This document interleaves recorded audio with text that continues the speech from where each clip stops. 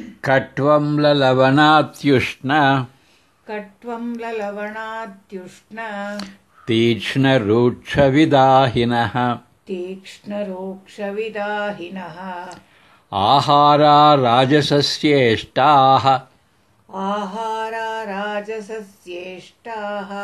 दुःखशोकामयप्रदाः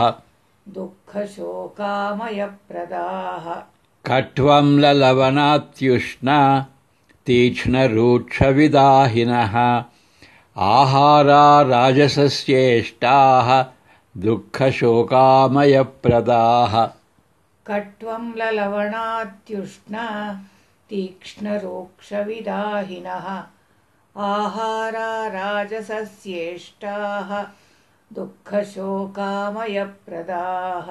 Foods that appeal to those of rajasic nature are excessively bitter, sour, saltish, hot, pungent, dry, and they cause burning sense.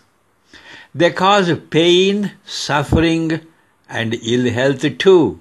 ಅತಿ ಕಹಿಯಾದ, ಅತಿ ಹುಳಿಯಾದ, ಬಹಳ ಉಪ್ಪಿನಿಂದ ಕೂಡಿದ, ಬಿಸಿ ಬಿಸಿಯಾದ, ತೀಕ್ಷ್ಣವಾದ, ಒಣಕಲಾದ, ಸೀಕಲಾದ, ಹುರಿದ ಹಾಗೂ ದಾಹವನ್ನುಂಟು ಮಾಡುವ, ದುಃಖವನ್ನು, ಶೋಕವನ್ನು, ರೋಗವನ್ನು ಉಂಟು ಮಾಡತಕ್ಕಂಥ ಆಹಾರಗಳು ರಾಜಸಿಕ ಮನುಷ್ಯರಿಗೆ ಇಷ್ಟವಾದವುಗಳು.